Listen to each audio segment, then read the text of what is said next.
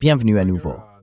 Nous sommes rejoints aujourd'hui par le colonel Douglas McGregor, vétéran de combat décoré, auteur et ancien conseiller du secrétaire à la Défense des États-Unis. Merci d'être revenu parmi nous. Nous arrivons maintenant à la fin du troisième jour de la guerre contre l'Iran, et je pense qu'il est juste de dire que Trump espérait une guerre rapide, mais il ne semble pas qu'une opération de changement de régime éclair soit en cours. Quelle est votre évaluation de la situation?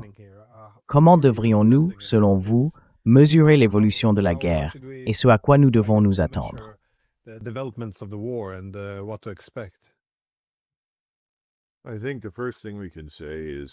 Je pense que la première chose que l'on peut dire, c'est que les Iraniens ont visé au moins 27 bases, y compris des installations portuaires à travers le Moyen-Orient, allant de la base aérienne d'Incirlik jusqu'à Dubaï, dans le Golfe. La guerre est donc devenue effectivement régionale, et les conséquences de ces actions ne peuvent pas encore être pleinement mesurées. Tout le monde connaît la situation dans le Golfe et ce qui s'est déjà passé sur les marchés pétroliers. Aujourd'hui, les marchés pétroliers européens ont ouvert avec une hausse d'environ 20%, simplement en raison de la probabilité que l'approvisionnement en pétrole soit perturbé pendant un certain temps. Je pense donc que nous nous dirigeons vers un prix supérieur à $100 le baril.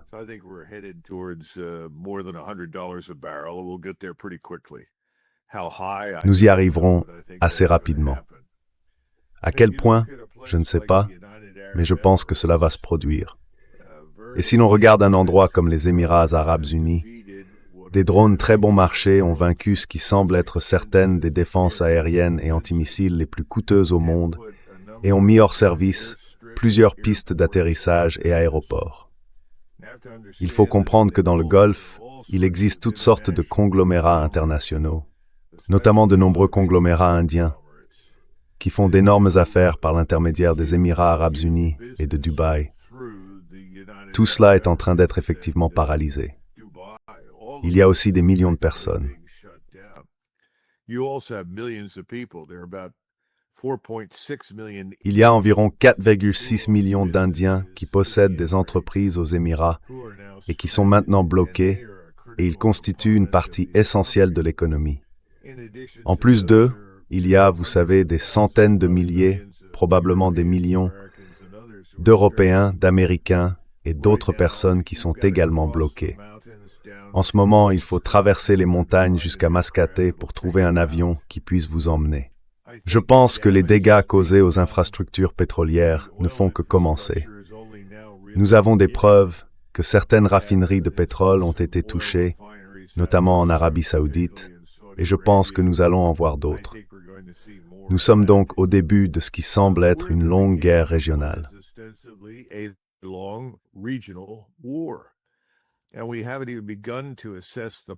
Et nous n'avons même pas encore commencé à évaluer la possibilité que d'autres puissent s'impliquer, car cette urgence provoquée par la guerre du Golfe touche l'Inde.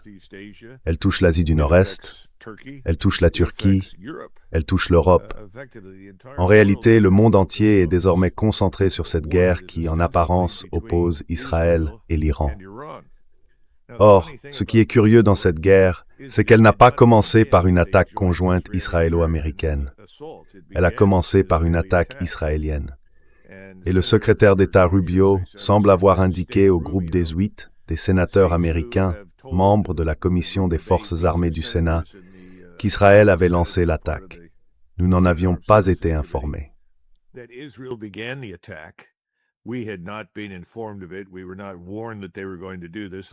Nous n'avions pas été prévenus qu'ils allaient faire cela.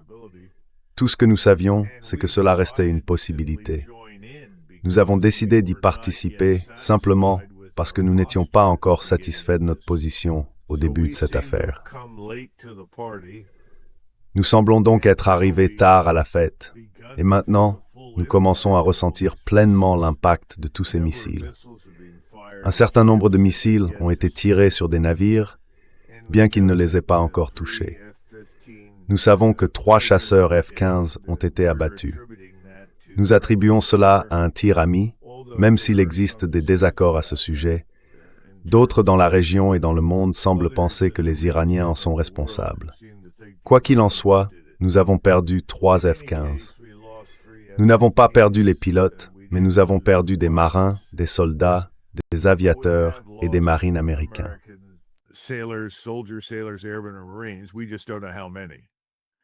Nous ne savons tout simplement pas combien.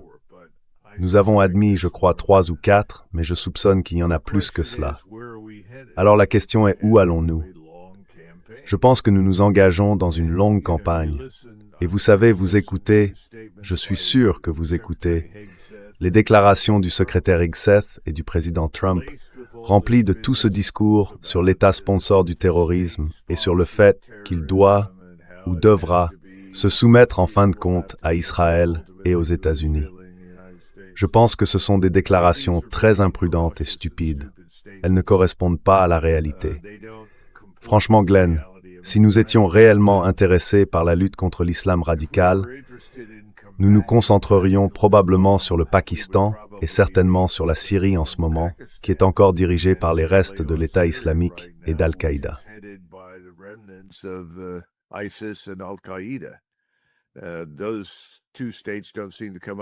Ces 2 États ne semblent pas faire souvent l'objet de discussions. Et le Pakistan en particulier a longtemps été un foyer de l'islam radical et du terrorisme islamiste. Donc il s'agit en réalité de l'intérêt d'Israël à détruire l'Iran et à l'éliminer comme obstacle à son hégémonie militaire ou à la suprématie juive selon la manière dont on veut le formuler. Et nous en faisons partie. Nous y sommes engagés. Je pense qu'à terme, la logistique aura un impact considérable, car nous finirons par manquer de missiles. Et je crois que nous sommes déjà sur cette voie, car je ne pense pas que le président Trump ou ses conseillers aient jamais vraiment cru qu'ils se retrouveraient dans une longue guerre avec l'Iran.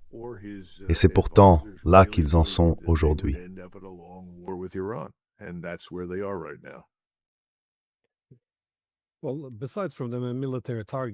Eh bien, en dehors des cibles militaires que vous avez mentionnées, nous avons également vu des attaques contre des ports, des raffineries de pétrole, des navires, des aéroports et certains hôtels. Il semble y avoir plusieurs cibles civiles aussi. Cela vous a-t-il surpris? Et comment évaluez-vous le rapport coût-bénéfice pour l'Iran dans cette situation? Car d'un côté, ils veulent infliger le plus de dégâts possible, mais je suppose qu'ils ne souhaitent pas impliquer trop d'autres acteurs extérieurs. Cela ne risque-t-il pas d'élargir le conflit? Les États du Golfe, voire les Européens, ont laissé entendre qu'ils interviendraient pour défendre leurs biens, leurs bases et leurs alliés. Comment évaluez-vous les calculs du côté iranien?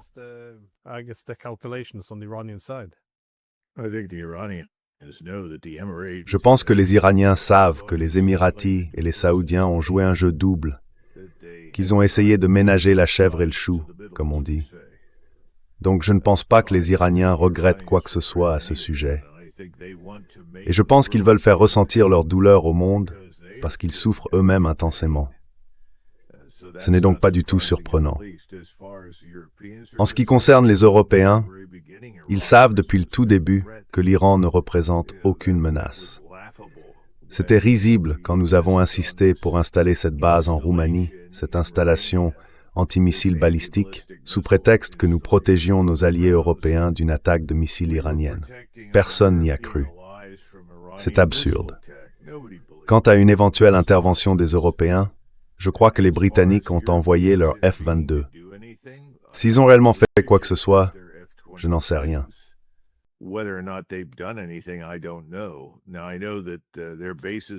Je sais que leurs bases à Chypre ont été frappées et probablement mises hors d'état. Donc, je ne sais pas trop quoi penser d'une intervention européenne. Je crois que c'est surtout du vent, mais nous verrons bien. Ils pourraient certainement envoyer quelques navires, mais là encore, ils se mettraient en danger. Tout dépend de savoir si les peuples européens vont accepter de s'engager là-dedans. Encore une fois, il faut distinguer l'Iran et les chiites de la grande majorité des musulmans, qui sont sunnites, arabes et turcs. Je pense que les Européens sont un peu plus sophistiqués que les Américains. Ils ne les confondent pas. Ils comprennent que l'Iran est différent et que les intérêts de l'Iran sont différents. L'Iran en tant qu'État civilisationnel la Perse, et une entité totale de reconstruction artificielle issue de la Première Guerre mondiale.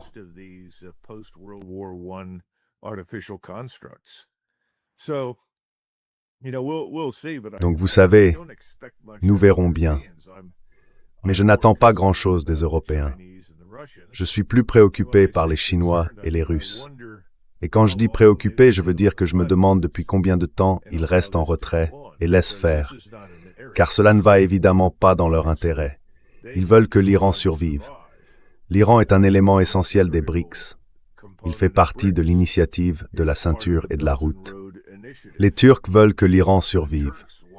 Je n'ai entendu aucune plainte de la part des Turcs concernant la destruction de notre base aérienne d'Incirlik, car ils savent que c'est notre base, et ils ont toujours été réticents à nous laisser l'utiliser contre qui que ce soit dans la région. Donc je pense que nous voyons le monde évoluer dans une direction totalement nouvelle. J'irais jusqu'à dire que c'est la fin de Sykes-Picot.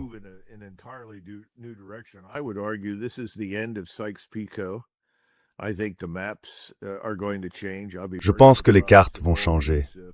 Je serais très surpris si toutes ces dictatures familiales du Golfe Persique survivaient sous leur forme actuelle. Je pense que les dégâts économiques en cours vont nous accompagner pendant un certain temps. Les Indiens ont déjà recommencé à acheter du pétrole aux Russes, et cela a parfaitement du sens pour eux. Je suis surpris qu'ils nous aient suivis au départ. Le dollar perd de la vitesse et de l'altitude. Sur le plan économique, c'est une catastrophe. Financièrement, pour nous, je pense que c'est un désastre. Cela va prendre plus de temps, mais avec le temps, la situation va empirer pour nous. Rappelez-vous, c'est nous qui avons passé des années à nous vanter devant le monde entier de notre puissance et à dire que le monde entier devait trembler devant la force militaire américaine.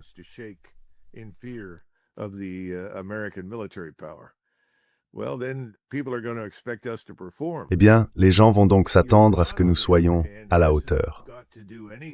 L'Iran, en revanche, n'a rien d'autre à faire que de survivre. Tant que l'Iran survit, et plus la guerre dure, plus nous paraissons faibles, plus Israël paraît faible, et plus l'Iran paraît fort. Et je pense que l'Iran va survivre. Je ne vois aucune preuve qu'il va soudainement décrocher le téléphone, appeler Washington et supplier pour obtenir la clémence. Je ne vois pas cela arriver. Nous sommes donc vraiment dans une impasse. Je pense qu'au bout du compte, nous allons être balayés hors de la région. Regardez ce qui se passe en Irak en ce moment. Les chiites se soulèvent et le gouvernement irakien veut que nous quittions le pays. Cela fait des années qu'il le veut. Je pense que nous allons devoir partir. Je ne crois pas que quiconque vivant dans le Golfe voudra de nous près de ces ports, de ces aéroports ou de quoi que ce soit d'autre.